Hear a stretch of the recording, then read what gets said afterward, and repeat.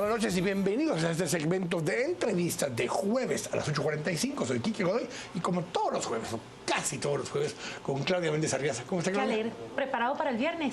Ya estamos casi en el fin de semana, otra vez, ya a la mitad del siguiente mes. Bueno, pero le toca una buena jornada mañana, ¿sí o no? O el fin de semana. ¿Usted se consiente los fines de semana? Pues un poco, pero también vamos al estadio, ¿verdad? Sí, es cierto. Para acompañar un poco con esto, pero hoy vamos a conversar un poco acerca de la siguiente etapa de la encuesta. Vamos a ver un par de preguntas más acerca de la encuesta que se le pidió a Víctor Borge de parte de a Borge y Asociados, de parte de Canal Antigua y Contrapoder. Vamos a hablar un poco acerca de por cuál partido político o cuál es su partido político preferido y por qué partido votaría para los diputados. Son las dos preguntas que vamos a ver el día de hoy y nos acompaña para hablar del tema justamente Juan Pablo Pira, quien es consultor del Centro de Estudios de Opinión Pública de ACIES. Y la primera que estamos viendo justamente dice que su partido político... su intención de voto rumbo a las elecciones, nos dice, el caso este es para líder, 41%, el Partido Patriota 18%, y la UNE 13%, y luego ya bajan a menos de 2 dígitos. Este es el tema, esta es la primera de las preguntas que estamos viendo hoy sobre cuál es su partido político preferido. La otra pregunta, y vamos a ver las dos preguntas de una vez solo para tener la información y después nos quedamos conversando ya con Juan Pablo. La otra pregunta ya es para diputados. ¿Por qué partido votaría para diputados? Y varía un poco de lo que era la pregunta anterior. Bajan casi todos los partidos, el líder baja de 41 a 37, el PP baja de 18 a 12, y la UNE baja un poquito nada más, baja de 13 a 12. Esos son los números principales, los demás nuevamente quedan en menos de doble dígito. Y le voy a preguntarle una vez a don Juan Pablo Pira. Juan Pablo es, además de todo, es experto en temas de muestreo, es especialista en temas de muestreo, es especialista en temas de estadística para las encuestas. Así que, Juan Pablo, bienvenido, buenas noches. Buenas noches, ¿qué tal estás? Hablemos un poquito, antes de entrar a las respuestas estas, porque la gente siempre se pregunta acerca de la muestra, y aprovechando que sos experto en el tema de muestras, le expliquemos un poco cómo se genera, cómo se desarrolla una muestra y qué le da fiabilidad o no a una muestra de este tipo. Bueno, el tema de la muestra es el tema que posiblemente más discute la gente porque tal vez es el que se mira más raro. En realidad yo también le pondría bastante atención al cuestionario, pero la muestra es, digamos, como el que se ataca, es saber a dónde fueron a preguntar, y en parte eso se debe a que nuestras percepciones son muy locales. Entonces viene la gente, ¿cómo van a decir que va ganando fulano si yo no conozco a nadie? En fin, pero bueno, ¿cómo se hace? Viendo el trabajo que nos presenta Víctor Borge para Canal Antigua en esta ocasión, podemos suponer que está dentro de lo más clásico.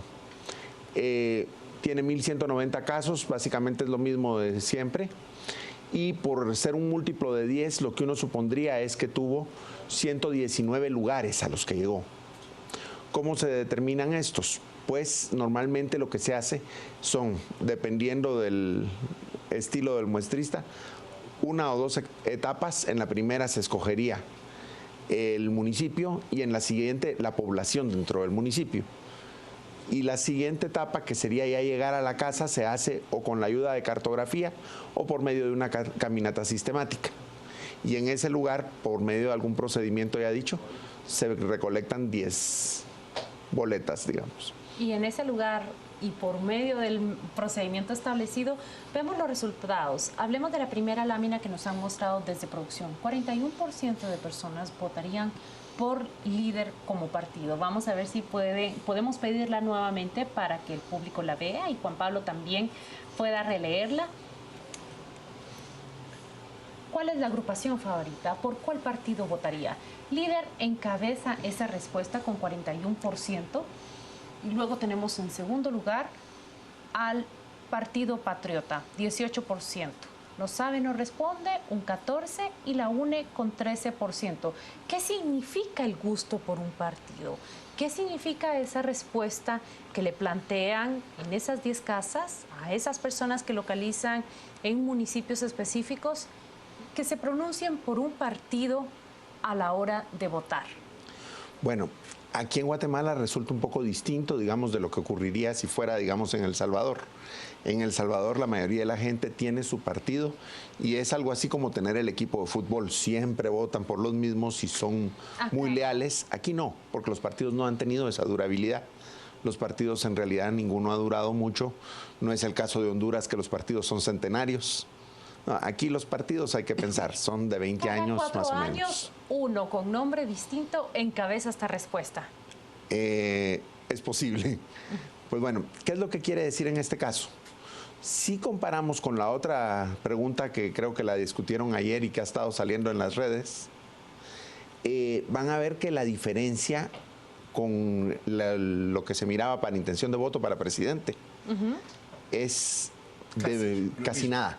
Hay diferencias de 1% o menos en la mayoría de casos. Sencillo, la gente asocia al partido con el candidato. Así es. Manuel Valdizón y Líder son la misma cosa. Distintamente se colocan en el primer lugar. Así pareciera para los resultados que tenemos. Resulta un poco sorprendente, ¿verdad?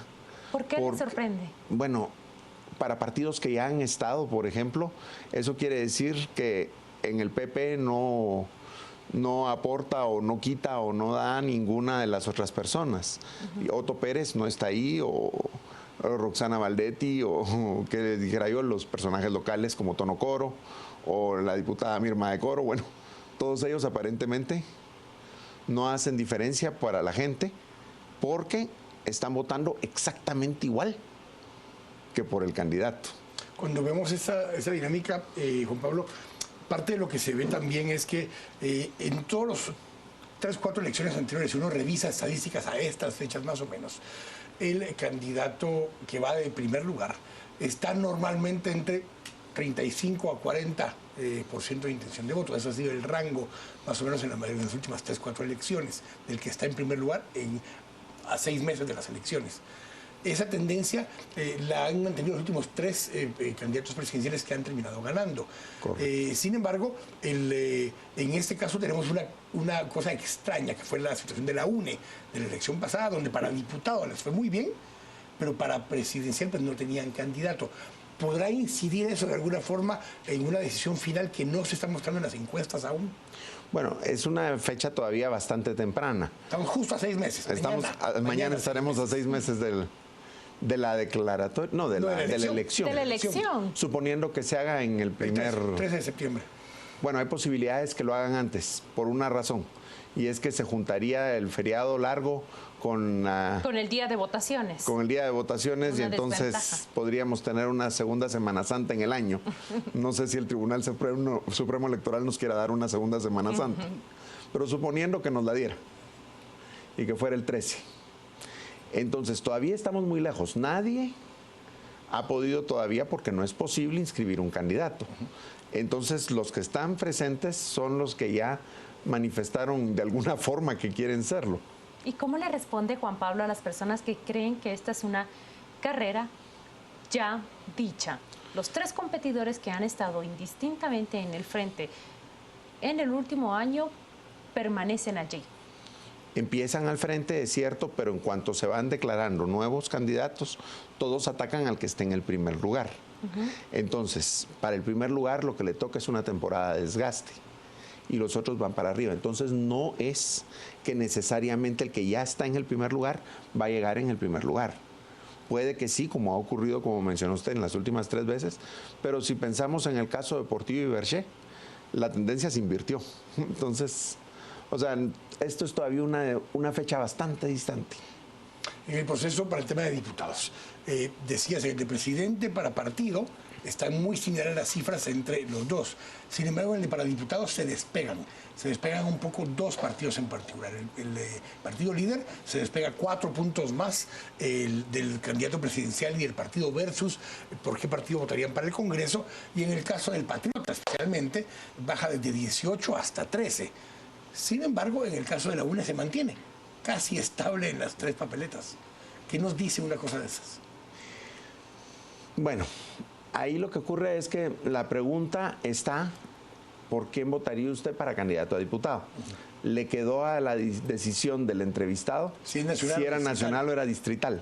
Entonces, ahí es donde puede haber las diferencias.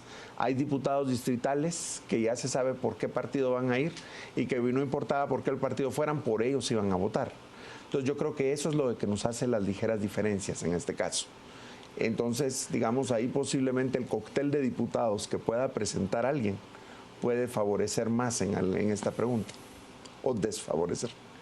Porque aparte de esa dinámica, Juan Pablo, es que por eso te decía la pregunta de la elección anterior, donde la UNE no llevaba candidato presidencial y sin embargo logró por primera vez tener un buen número de diputados sin llevar candidato presidencial. ¿Cuánto pesa el candidato presidencial a la hora de que elijan diputados? Si vemos el ejemplo de la elección anterior con Sandra Torres. Bueno, eso es interesante. En realidad, en el pasado todavía pesaba más porque estaban ligadas Claro, el listado nacional. el listado nacional. En la actualidad yo creo que todavía siguen siendo bastante importantes, aunque ya no es completamente determinante que va a salir el mismo número. Juan Pablo, se habla de encuestas y saltan los escépticos. Acá en nuestras redes se están escribiendo tanto aquí que como a mí. ¿Por qué habríamos de creer en las encuestas?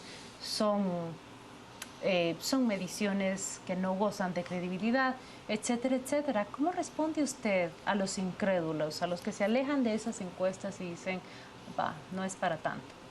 Bueno, no es para tanto. Siempre hay que pensar en varias cosas. La medición en una encuesta no es una medición como las que realizan los ingenieros o las que realizan los científicos, donde las diferencias son tan pequeñas entre lo de que mide una persona y lo que mide la otra, que no hay lugar a duda por la medición. En nuestro caso, digamos, cuando se dice 95% de confiabilidad y 5% de margen de error, si estuviéramos hablando de talla de pantalón, es un número entero de pantalón. O no me cierra o se me cae. No digamos un 5% de error. En cuello de camisa también es la diferencia entre que me cierre o no me cierre. Entonces, en realidad, las mediciones de encuesta son bastante imprecisas por la misma naturaleza que lo que estoy es preguntándole a personas y no midiendo con un Y esas aparato. personas están respondiendo percepciones y con base a sentimientos y emociones que en ese momento desatan hacia determinado partido o candidato. Exactamente. Y además pueden mentir si así lo desean. ¿Por qué mentirían en una boleta de ese tipo? Bueno, de cualquier razón, no me cae bien el mismo ejercicio. Si yo fuera escéptico también diría, bueno, para que no le salga bien. Bueno. O sea, hay muchas razones para hacerlo. Entonces siempre deben ser tomadas con bastante calma.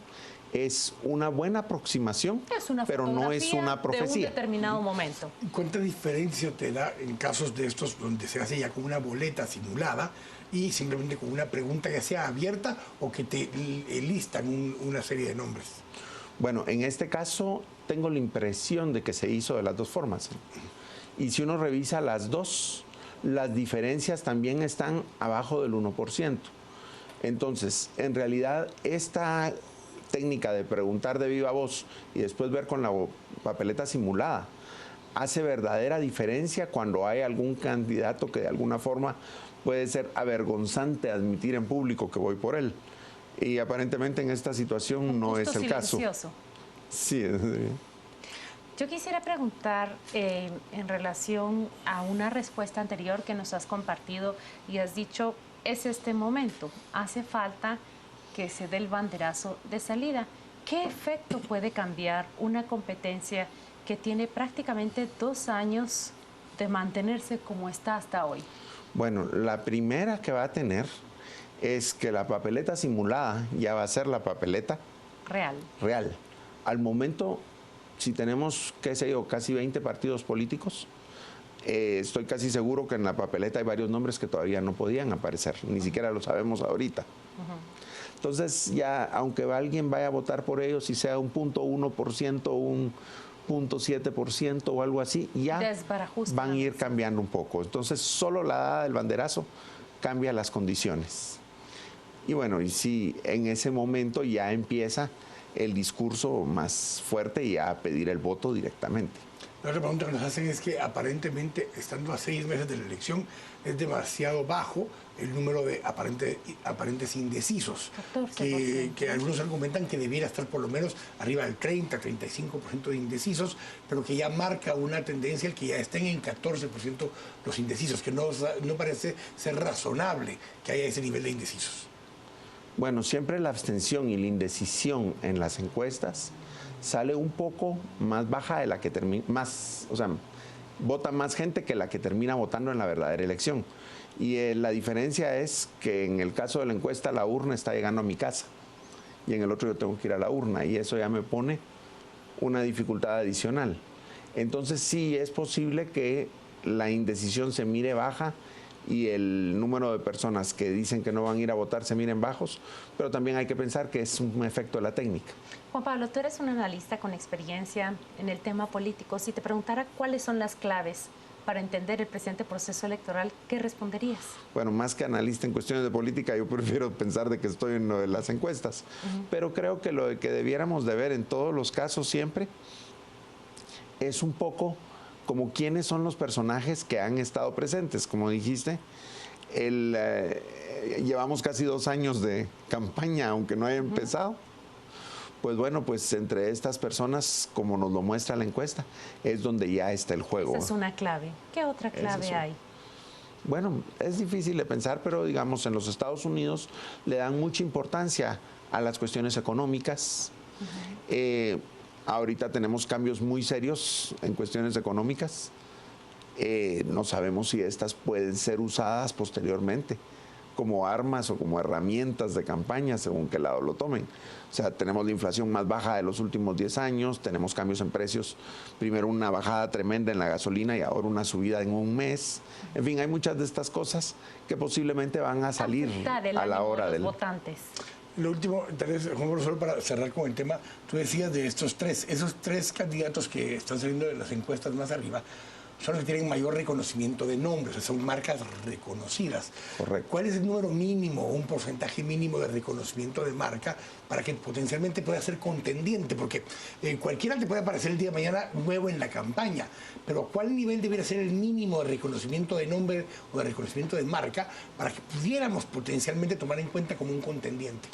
Es difícil pensarlo. La historia de Guatemala tiene, por ejemplo, el caso de Jorge Serrano, que en las encuestas estaba de a un dígito y con mucho en intención de voto. Y se revertió. Y de repente sube.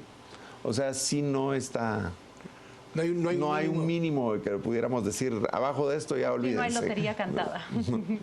Gracias, Juan Pablo, por habernos acompañado. Vamos a ir ahora un poco, a terminar de ver algunos de los mensajes que estaba viendo ya Claudia acá en las redes sociales con Juan Carlos Sandoval.